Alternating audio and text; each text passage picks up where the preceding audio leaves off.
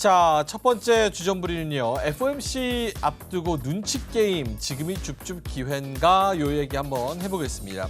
이번 주에는요. 일정이 꽤 많습니다. BOJ랑 FOMC, 통화정책 쪽으로는 이렇게 일정이 또 있고요. 그리고 기업으로 보자면 삼성전자와 애플의 실적 발표 플러스 거기에 대한 커멘트도 있을 예정입니다.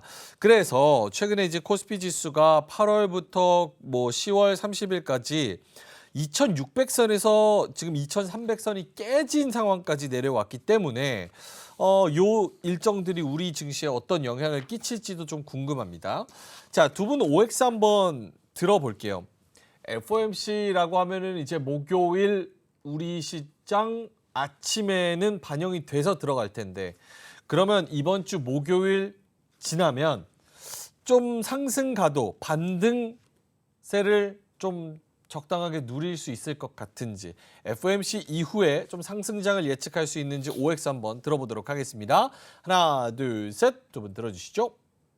오, XX. 좋은 얘기를 좀 듣고 싶은데 두 분 다 X. X라고 하신 의미가 있을 것 같아요. 유창현 대표님부터. FOMC에서 별 기대할 내용이 없을 거라 생각을 좀 하고 있어요. 그러니까 지금 파월이 계속해서 강경한 발언은 아니지만 현재 금리가 오르는 부분들에 대해서 본인은 책임이 없다라고 계속 표현하고 있거든요. 무슨 얘기냐면 현재 금리가 오르는 것은 미국이 국채를 뭐 엄청나게 발행하기 때문에 오르는 것이지 우리 갈 길 갈 수밖에 없는 부분들이라 계속 말을 하고 있는 거거든요. 그렇기 때문에 이번 주에 이제 미국 정부가 내년에 대한 어떤 국채 발행 규모를 발표를 할 텐데 그것 때문에 금리가 오를지 떨어질지 모르겠지만 그로 인해서 증시의 어떤 방향성 결정될 수 있겠습니다만은 FOMC로 인해서 뭔가 두려움이 해소가 된다? 두려움이 해소가 된다는 얘기는 FOMC에서 지금은 동결하고 빠르면 내년 상반기에 우리 금리 인하해 줄게요 이런 발언이 나온다는 얘기인데 그럴 가능성은 제로죠. 오히려 지금 12월에 금리 인상 가능성 이 부분에 대해서 기자들이 질문을 많이 할 텐데 이것을 파월이 어떻게 잘 마무리하느냐가 지금 관심이기 때문에 뭐 FOMC로 인해서 금리의 어떤 엄청난 하락 가능성은 제한적이다. 그러면 현재 고금리는 계속 지속될 수밖에 없는 것이고 이것이 시장을 엄청나게 반전을 이끌기에는 조금은 모멘텀이 부족하지 않을까 판단하고 있습니다. 이재규 본부장님도 똑같이 지금이랑 비슷할 것이다 라는 의미의 X 별로 크게 임팩트가 없을 거라고 보시는 거죠? 네, 그동안 뭐 FOMC 회의가 굉장히 여러 차례 있었죠. 근데 네. FOMC 회의 이후에 우리 증시가 굉장히 강하게 움직였었던 적은 제 기억에 최근엔 거의 없는 것 같습니다. 그래서 오히려 좀 부정적인 코멘트를 줘서 우리나라 이제 좀 저점 다지면서 반등을 시도하고 있는데 뭐 찬물을 끼얹지 않았으면 좋겠다라는 말씀을 드리고 싶고요. 그리고 사실상 새롭게 나올 만한 긍정적인 모멘텀은 거의 없다라고 보고 있습니다. 그렇기 때문에 지금 우리가 이제 증시의 위치만 놓고 보자면 과매도 구간이기 때문에 여기서 우리나라 시장이 어느 정도 반등은 시도하겠지만 이 반등의 명분이 되는 것이 FOMC 결과는 아닐 거라고 보고 있는 거죠. 그렇기 때문에 뭐 항상 비슷한 이야기를 해오고 있습니다. 그래서 이제 10월 달에는 동결이 될 가능성이 높다라고 보고 있고 11월 달이죠. 11월 달에는 동결이 될 가능성이 높다라고 보고 있고 12월 같은 경우는 지금 인상 가능성이 나오고 있긴 한데 그 퍼센테이지는 굉장히 낮습니다. 그래서 우리가 이제 이런 FOMC 회의 이후에 관련 인사들이 어떤 발언을 하는지 그것보다 더 중요한 것은 증시 자체가 어디로 방향을 만들어 가는지가 중요할 거라고 보니까 이 내용도 체크가 필요하지만 증시의 방향성도 굉장히 중요하다라는 말씀을 드리겠습니다. 알겠습니다. 이미사님께서 FOMC 때문인지 오늘 코스닥 거래대금 4조 5천억, 코스피는 6조 8천억으로 상당히 저조했습니다. 이렇게 말씀을 해주셨어요. 그래서 두 분 다 FOMC는 임팩트가 없이 지나간다고 한다면 이번 주에 BOJ도 있고 삼성전자 실적, 애플 실적, 그리고 뭐 고용 보고서 뭐 이런 쪽으로 중요한 지표들은 그 정도가 될 것 같은데 요 중에서 그나마 좀 임팩트가 상대적으로 있을 것 같다라는 부분은 어떤 일정이 있습니까? 본부장님부터. 네, 저는 일단 뭐 애플은 아닌 것 같고요. 애플 아니에요? 애플은 아니라고 생각을 하고 오호. 있습니다. 왜냐하면 이 애플이 요즘에 힘이 많이 없어졌더라고요. 아하. 그래서 마이크로소프트가 자꾸 치고 올라오고 있는데 아무래도 반도체나 이 AI 쪽에 대한 모멘텀이 애플 쪽이 살짝 느린 게 아닌가 그런 생각이 들어서 요즘 전 세계 글로벌 증시에서 애플의 영향력이 조금 줄어들었다라고 보고 있습니다. 그리고 뭐 BOJ도 영향을 많이 미칠 가능성이 높은데 기조가 이어질 가능성이 높다라고 보고 있고요. 뭐 실업수당 청구 건수도 나오게 되는데 이 부분 실업수당 청구 건수도 어느 정도 영향을 미칠 수는 있을 것 같습니다. 그리고 삼성 같은 경우는 이미 그 잠정 실적이 나왔기 때문에 이 D램 부분에서 흑자 전환이 됐는지 아니면 적자 폭을 얼마나 줄였는지가 중요할 것 같은데 그렇게 크게 중요한 건 없는 것 같습니다. 그럼 뭐가 중요합니까? FOMC 3전, 애플, BOJ, 고용보고서 다 중요하면 어떤 게 제일 중요할까요? 확전? 확전 여부가 일단은 중요할 것 같습니다. 전쟁 뉴스. 전쟁 때문에 이제 유가가 움직이고 환율 영향을 받고 이 부분이 가장 중요할 것 같아요. 그 외의 내용들은 사실 시장에 거의 다 알려져 있는 내용이기 때문에 지금 반영이 거의 다 맞춰져 있는 상태고 여기서 이제 돌발 변수. 돌발 변수죠. 그죠? 예. 돌발 변수가 어떤 쪽으로 나오느냐에 따라서 시장이 영향을 받을 것 같습니다. 최근에 이제 주말 동안에 이란 쪽에서 이스라엘이 레드라인을 넘었다라고 이야기를 한 부분, 요 정도의 뭐랄까요, 세기 강도로는 시장에 큰 영향은 없습니까? 어떤 뉴스가 나와야지 시장이 흔들릴 만한 돌발 변수입니까? 완전히 좀 진짜 무력. 빵 터져야지 예 맞습니다. 그런 무력 그런 분쟁 자체가 전쟁 자체가 좀 심화가 돼서 좀 안타까운 이야기이긴 하지만 한번 심하게 대립이 돼야지 시장에서도 그 영향이 한번 강하게 오고 나서 증시 자체가 좀 안정을 찾을 수 있지 않을까 이렇게 보고 있습니다. 확전 뉴스가 나오고 유가가 움직일 때 그게 가장 심하게 시장에 영향을 줄 것 예 같다. 맞습니다. 알겠습니다. 유창희 대표님은 요 중에서 어떤 거를 가장 중요한 이벤트로 보시는지? 뭐 이번 주는 다 중요하다 저는 생각을 좀 하고 있어요. 뭐 FOMC도 아까 말씀드린 것처럼 큰 방향은 없지만 그러니까 예. 지금은 제가 무슨 말씀드리고 싶으냐면 시장을 끌어올릴 만한 재료는 별로 없다라고 생각은 하고 있어요. 다만 현재 미국 증시든 우리나라 증시든 뭐 다른 증시도 마찬가지지만 단기 바닥에 대한 어떤 기대감은 있는 건 사실이거든요. 그럼 이 바닥에 대한 어떤 기대감을 반등으로 이끌 수 있는 모멘텀으로 만들 수 있느냐 없느냐인데 저는 일단은 하락을 시키지 않는다라면 일단 반등은 나올 수 있다라고 보고 있어요. 그래서 FOMC도 뭐 무난하게 마무리가 되고 그리고 애플 실적 뭐 4분기 연속 지금 줄어들 것을 전망하고 있는데 오히려 이것이 이제 발언을 했을 때 현재 아이폰 신제품이 중국에서 거의 10% 이상 줄어들고 있다고 판매가 줄어들고 있다고 하고 뭐 이런 얘기가 나옴에도 불구하고 우리는 나쁘지 않다라고 어떤 전망을 한다라면 또 지난주 실적 완전 망한 거 아니겠습니까? 어닝 시즌이 그것을 좀 많이 할 수 있는 부분도 된다 생각하고 있고 또 뭐 고용 지표라든지 이런 부분들에 대해서도 조금은 요즘에 보면 지표 발표하고 시장이 흔들리면 별로 없는 것 같아요. 그래서 그런 부분들이 시장 하락을 지금 보면은 뭐가 터질 것 같은데 하는데 하나 둘 지나가다 보면은 별거 아니었네 하면서 올라갈 수 있는 모멘텀은 될 수 있지 않을까 생각하고 있습니다. 알겠습니다. 지금 뭐 특별히 끌어올릴 만한 그런 모멘텀은 없지만 또 하나 뭔가가 잘못되면은 그거 갖고 트집 잡고 또 내리꽂는 시장이기 네. 때문에 뉴스를 계속 봐야 되긴 한다. 요거 한번 여쭤볼게요. 당연히 두 분이 뭘 드실 것인지 예측은 되지만 코스피가 지금 수준에서 사실은 2,300도 간당간당한 상황이니까 저가 매수 지점인 건 맞는지 OX로 한 번만 말씀해 주시면 좋을 것 같거든요. 하나, 둘, 셋 들어주실까요? 두 분 다 O. 두 분 다 그러면은 지금 12월의 산타랠리는 좀 기대하시고 계신 편이세요?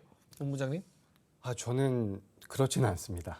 오? 그러니까 이제 어느 정도 상승이나 반등은 나올 것이라고 보고 있는데 네. 그런 산타 랠리라고 표현할 정도의 그런 좋은 흐름은 좀 제한적이지 않을까라고 생각하고 있습니다.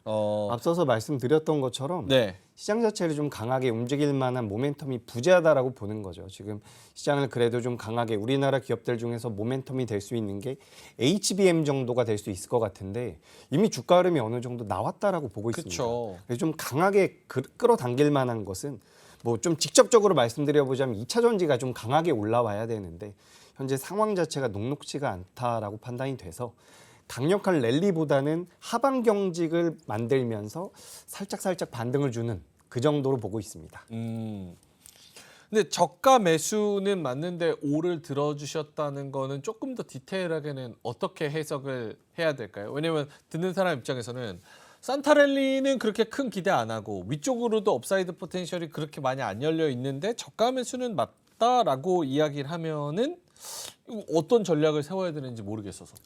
그렇죠. 그럼 분할 매수 전략을 쓰는 거죠. 이게 분할 굉장히 별거 아닌 것 같지만 네. 지금 이제 시장 자체가 더 빠지지 않는다라는 것도 굉장히 중요합니다. 우리가 이제 매매를 할 때 내가 매수하고 나서 이 하방에 대한 지지가 되지 않는다면 심리적으로 굉장히 불안하겠죠. 하지만 지금은 이제 하방 경직은 어느 정도 나올 수가 있는 구간이라는 거죠. 그렇기 때문에 여기서 반등을 주긴 할 텐데 이 반등의 강도 자체가 약한 것이지 더 빠질 것이라는 것은 아닙니다. 그래서 매매를 해야 된다라고 한다면 저는 지금이 그래도 적기가 아닐까. 분할 매수 관점으로는 적기라고 보고 있습니다. 예, 알겠습니다. 유창희 대표님도 역시나 저가 매수 지점이다. 네. 5를 들어주셨지만 그 타이밍에 대해서도 말씀을 해주시면 좋을 것 같은데 지금 뭐 저가 매수 한다고 하더라도 내년 이맘때도 똑같은 2,200이면 사실 저가 매수 그쵸. 의미가 네. 없을 테니까. 그러니까 지금 되게 저도 뭐 5를 들면서도 고민스러운 게 뭐냐면 네. 지금 과연 현금을 갖고 계신 분이 계신가? 첫 번째가 그거라고 생각하고 있고요. 두 번째는 제가 자료를 이제 준비한 게 있는데 첫 번째 자료는 코스피 기준입니다. 코스피 시가총액 그러니까 검정색이 그 초록색이 시가총액이고요. 검정색은 이제 2차 전지 반도체를 제외한 시가총액이에요. 그러면 한마디로 무슨 얘기냐면 올해 상승을 주도했었던 반도체나 2차 전지를 제외하고는 지금 100 미만이라는 거죠. 거의 한 7, 8% 정도 차이가 난다는 얘기인데 그만큼 올해 주도하지 못했던 종목군들은 많이 시장에 올 초 대비해서 하락해 있다는 겁니다. 올 초를 기준으로 치면은 코스닥도 마찬가지입니다. 코스닥은 조금 더 높긴 합니다만은 어쨌든 코스닥 시가총액하고 에코프로하고 에코프로 BM을 제외하고 나서 보면은 여전히 좀 많이 떨어져 있다. 하지만 여기에 만약에 이제 로봇이라든지 AI 이것까지 빼버리게 되면 많은 종목군들이 연초 이하의 가격, 그러니까 그 정상적인 가격 이하로 떨어져 있는 경우가 많이 있다는 얘기예요. 그래서 엄밀히 따지면 지금은 종합주가지수하고 코스닥은 연초보다 높은 주가지수에 있지만 예. 많은 종목군들이 저평가 영역에 들어가 있는 건 맞는데 이게 V자 반등을 일으킬 수 있는 요소냐? 그건 아니라 생각을 좀 하고 있습니다. 중장기적인 관점에서 앞에서 말씀하신 것처럼 약간 좋은 종목군들을 조금씩 모아가시는 전략은 충분히 이루어질 수 있지만 이 모아간다라는 게 한두 달 모으고 나서 내년 초에 결과를 보겠다? 이렇게 가면 안 된다는 것이죠. 그래서 지금 많은 종목군들이 저평가되어 있는 건 맞는데 이걸 어떻게 모아가야 될지 조금 더 지켜보고 나서 언더슈팅을 확실하게 줄 때 예를 들어서 뭐 저 같은 경우는 최악의 경우 저는 작년 저점 혹은 2000 초반까지도 하락할 수도 있다라고 보고 있거든요. 네. 그럼 그런 데 가서 사는 게 맞는 것인지 아니면 최저점을 우리가 못 잡는다라면 지금씩 조금씩 모아가는 게 맞는 것인지에 대한 어떤 고민은 필요할 수 있다. 하지만 중요한 거는 지금 현금을 갖고 계시는 게 있느냐. 현금이 없으시다. 주식이 많으시다라면 네. 어찌됐든 반등을 줬을 때 현금 비중을 계속해서 확보하시는 전략이 필요하지 않을까. 어떤 게 싸고 비싸고를 따질 때는 아니다 생각하고 있습니다. 그러면 오케이. 다시 뭐 2,500, 2,600 뭐 이렇게 간다라고 가정한다면 네. 어떤 섹터가 멱살 잡고 증시를 끌어올릴까가 궁금한데 결국은 두 분 다 반도체인가요? 반도체밖에 없죠. 수밖에 만약에 없다. 2,500, 2,600을 간다는 기준이 네. 올해 만약에 올해 안으로 간다라면 기존에 강했었던 종목이 가야지 가는 거거든요. 그러니까 왜냐하면 새로운 어떤 주도주가 나와서 주가를 끌고 가기에는 올해는 이제 쉽지 않다라는 거예요. 그런 것을 감안한다면 기존의 반도체라든지 뭐 2차 전지라든지 뭐 AI 로봇주들이 움직여줘야 되는데 그들이 종합주가지수를 2,600포인트까지 그리고 코스닥을 900포인트대까지 올릴 수 있을까? 전 불가능하다고 보고 있어요. 코스닥 잘해야 한 800포인트대 조금 초반이고 코스피도 뭐 잘해야 제가 보는 기준이 맞다라면 뭐 2,400 한 4, 50포인트인 것이지 2,500, 2,600으로 가기에는 상당히 오래 남은 시간이 얼마 안 남았다 보고 있습니다. 오케이, 알겠습니다. 이재규 본부장님한테는 조금 더 어렵게 네. 반도체밖에 없는 거 알겠는데 네. 채팅창에서도 지금 세코님께서 또 도체야? 또 반도체야? 이렇게 말씀하시는 것처럼 HBM하고 AI 쪽에 대한 하드웨어 니즈 이런 거는 수요가 그런 정보들과 재료들과 그리고 거기에 대한 뭐 인사이트들 얼마나 필요한지 그리고 얼마나 중요한지 한 바퀴 돌았잖아요 시장에서. 그리고 주가는 어느 정도 그 위치를 찾아서 이미 가 있다고 생각을 하는데 그러면 반도체도 가려면 무언가가 더 새로운 것들이 플러스 알파가 돼서 나와줘야지 가는 건데 그게 뭐냐 이거죠. 그렇게 생각하면 이미 벌써 반도체도 올라와 있는 수준이 아닌가 이런 고민을 하게 되거든요. 그죠. 그럴 수 있죠.